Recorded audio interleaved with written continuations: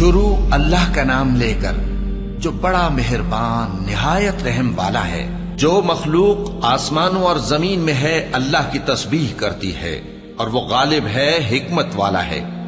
آسمانوں اور زمین کی بادشاہی اسی کی ہے، وہی زندگی دیتا ہے اور وہی موت دیتا ہے اور وہ ہر چیز پر قادر ہے۔ وہی اول اور وہی آخر اور اپنی قدرتوں سے سب پر ظاہر اور پھر بھی پوشیدہ ہے، اور وہ ہر چیز کا خوب جاننے والا ہے۔ وہی ہے جس نے آسمانوں اور زمین کو 6 دن میں پیدا کیا، پھر عرش پر جلوہ افروز ہوا۔ جو چیز زمین میں داخل ہوتی اور جو اس سے نکلتی ہے، اور جو آسمان سے اترتی اور جو اس میں چڑھتی ہے، سب اس کو معلوم ہے۔ اور تم جہاں کہیں بھی ہو وہ تمہارے ساتھ ہوتا ہے، اور جو کچھ تم کرتے ہو اللہ اس کو دیکھ رہا ہے۔ آسمانوں اور زمین کی بادشاہی اسی کی ہے، اور سب معاملات اسی کی طرف رجوع ہوتے ہیں۔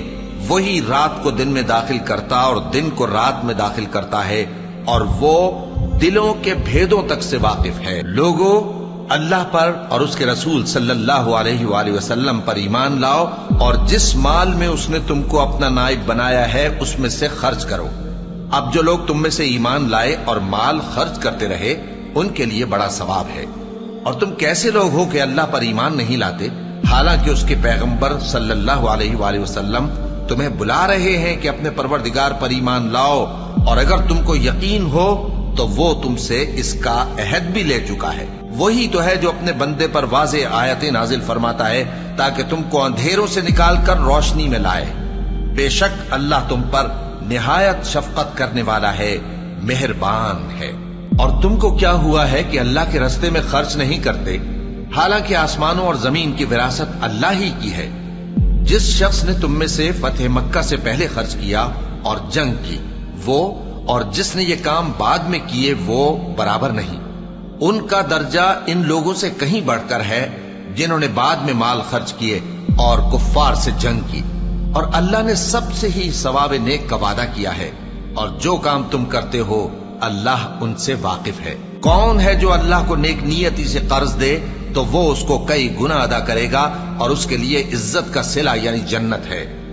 جس دن تم مومن مردوں اور مومن عورتوں کو دیکھو گے کہ ان کے ایمان کا نور ان کے آگے آگے اور داہنی طرف چل رہا ہے، تو ان سے کہا جائے گا کہ تم کو بشارت ہو کہ آج تمہارے لیے باغ ہیں جن کے نیچے نہریں بہ رہی ہیں، ان میں تم ہمیشہ رہو گے، یہی بڑی کامیابی ہے۔ اس دن منافق مرد اور منافق عورتیں مومنوں سے کہیں گے کہ ہمارے لیے انتظار کرو کہ ہم بھی تمہارے نور سے روشنی حاصل کریں۔ ان سے کہا جائے گا کہ پیچھے کو لوٹ جاؤ، پس وہاں نور تلاش کرو۔ پھر ان کے بیچ میں ایک دیوار کھڑی کر دی جائے گی جس میں ایک دروازہ ہوگا، جو اس کی جانب اندرونی ہے اس میں تو رحمت ہے، اور جو بیرونی جانب ہے اس طرف عذاب ہے۔ تو منافق لوگ مومنوں سے کہیں گے کہ کیا ہم دنیا میں تمہارے ساتھ نہ تھے؟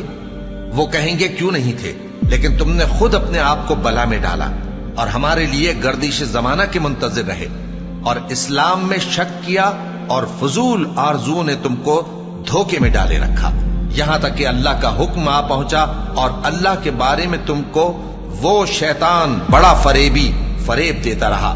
تو آج تم سے کوئی معاوضہ نہیں لیا جائے گا، اور نہ کافروں ہی سے قبول کیا جائے گا۔ تم سب کا ٹھکانہ دوزخ ہے کہ وہی تمہارے لائق ہے، اور وہ بری جگہ ہے۔ کیا ابھی تک مومنوں کے لیے اس کا وقت نہیں آیا کہ اللہ کی یاد کرنے کے وقت اور قرآن جو حق کی طرف سے نازل ہوا ہے اس کے سننے کے وقت ان کے دل نرم ہو جائیں، اور وہ ان لوگوں کی طرح نہ ہو جائیں جن کو ان سے پہلے کتابیں دی گئی تھیں، پھر ان پر طویل عرصہ گزر گیا تو ان کے دل سخت ہو گئے، اور ان میں سے اکثر نافرمان ہیں۔ جان رکھو کہ اللہ ہی زمین کو اس کے مرنے کے بعد زندہ کرتا ہے۔ ہم نے اپنی نشانیاں تم سے کھول کھول کر بیان کر دی ہیں تاکہ تم سمجھو۔ جو لوگ خیرات کرنے والے ہیں، مرد بھی اور عورتیں بھی، اور اللہ کو نیک نیتی سے قرض دیتے ہیں، ان کو کئی گنا ادا کیا جائے گا، اور ان کے لیے عزت کا صلہ ہے۔ اور جو لوگ اللہ اور اس کے پیغمبروں پر ایمان لائے، یہی اپنے پروردگار کے نزدیک صدیق اور شہید ہیں۔ ان کے لیے ان کے اعمال کا صلہ ہوگا، اور ان کے ایمان کی روشنی بھی ہوگی۔ جن لوگوں نے کفر کیا اور ہماری آیتوں کو جھٹلایا، وہی اہل دوزخ ہیں، جان رکھو کہ دنیا کی زندگی محض کھیل اور تماشا اور زینت و آرائش اور تمہارے آپس میں فخر و ستائش اور مال و اولاد کی ایک دوسرے سے زیادہ طلب و خواہش ہے۔ اس کی مثال ایسی ہے جیسے بارش کہ اس سے اگنے والی کھیتی کسانوں کو بھری لگتی ہے، پھر وہ کھیتی خوب زور پر آتی ہے، پھر اے دیکھنے والے تو اس کو دیکھتا ہے کہ پک کر زرد پڑ جاتی ہے، پھر چورا چورا ہو جاتی ہے۔ اور آخرت میں کافروں کے لیے عذاب شدید اور مومنوں کے لیے اللہ کی طرف سے بخشش اور خوشنودی ہے۔ اور دنیا کی زندگی تو دھوکے کا سامان ہے۔ بندو اپنے پروردگار کی بخشش کی طرف اور جنت کی طرف لپکو جس کا عرض آسمان اور زمین کے عرض کا سا ہے، اور وہ ان لوگوں کے لیے تیار کی گئی ہے جو اللہ پر اور اس کے پیغمبروں پر ایمان لائے ہیں۔ یہ اللہ کا فضل ہے، جسے چاہے عطا فرمائے، اور اللہ بڑے فضل کا مالک ہے۔ کوئی مصیبت زمین میں اور خود تم پر نہیں پڑتی مگر پیشتر اس کے کہ ہم اس کو پیدا کریں ایک کتاب میں لکھی ہوئی ہوتی ہے، اور یہ کام اللہ کو آسان ہے۔ تاکہ جو فائدہ تمہیں حاصل نہ ہو سکا اس کا غم نہ کھایا کرو، اور جو تم کو اس نے دیا ہو اس پر اترایا نہ کرو۔ اور اللہ کسی اترانے اور شیخی بگارنے والے کو دوست نہیں رکھتا، جو خود بھی بخل کریں اور لوگوں کو بھی بخل سکھائیں۔ اور جو شخص روح گردانی کرے تو اللہ بھی بے نیاز ہے، لائق حمد و ثنا ہے۔ ہم نے اپنے پیغمبروں کو کھلی نشانیاں دے کر بھیجا اور ان پر کتابیں نازل کی اور میزان عدل، تاکہ لوگ انصاف پر قائم رہیں۔